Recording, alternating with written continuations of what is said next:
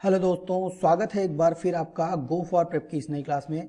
और आज हम प्रसिद्ध चीनी लेखकों और उनके बारे में जानकारी प्राप्त करेंगे। दोस्तों, चीनी लेखकों का भारत के इतिहास में बहुत ही महत्वपूर्ण योगदान रहा है। उन्होंने तत्कालीन भारत के समय की बहुत सारी जानकारियां अपने ग्रंथों और किताबों में लिखी हुई हैं, जिनको कि आज भी पढ़ा और पढ़ाया जाता है। तो चलिए दोस्तों, शुरुआत करते हैं फाहियान से।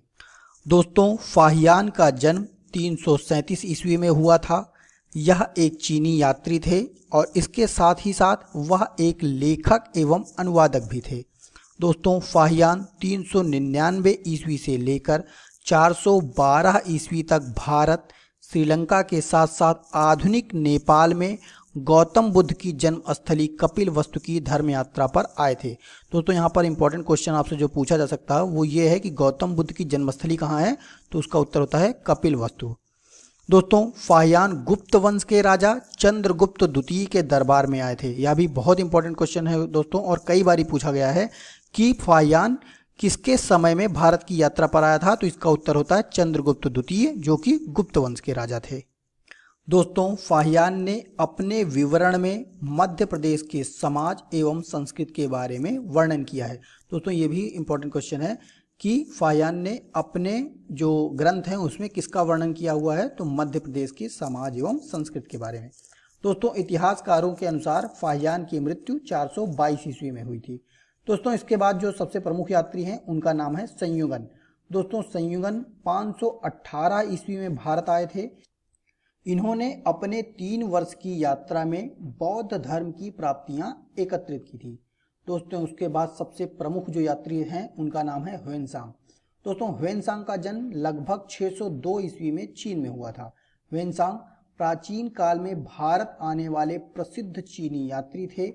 वह एक चीनी बौद्ध भिक्षु, विद्वान, यात्री और अनुवादक भी थे।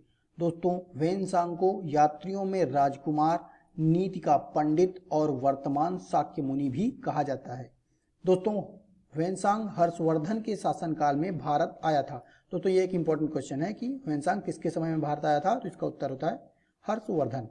दोस्तों, ह्वेनसांग 629 ईस्वी में चीन से भारतवर्ष के लिए प्रस्थान किया और 1 वर्ष की यात्रा के उपरांत वह भारतीय राज्य कपिसा पहुंचा।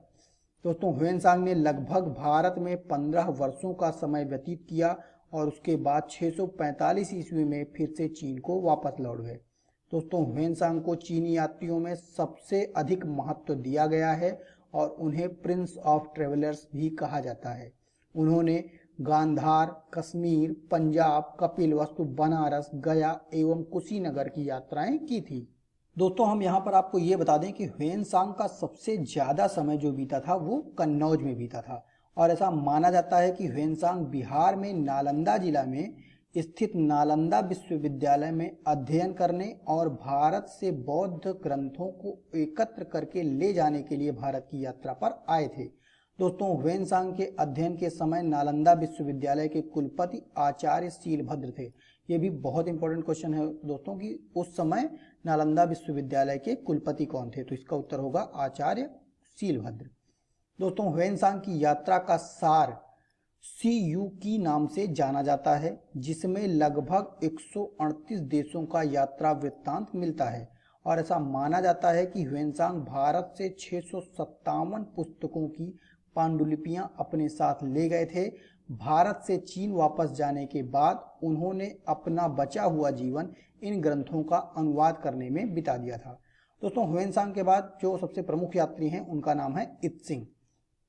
इत्सिंग एक चीनी यात्री एवं बौद्ध भिक्षु थे जो 7वीं शताब्दी के अंत में भारत आए थे। वह सुमात्रा के रास्ते समुद्री मार्ग से भारत आए थे और 10 वर्षों तक नालंदा विश्वविद्यालय में रहे थे।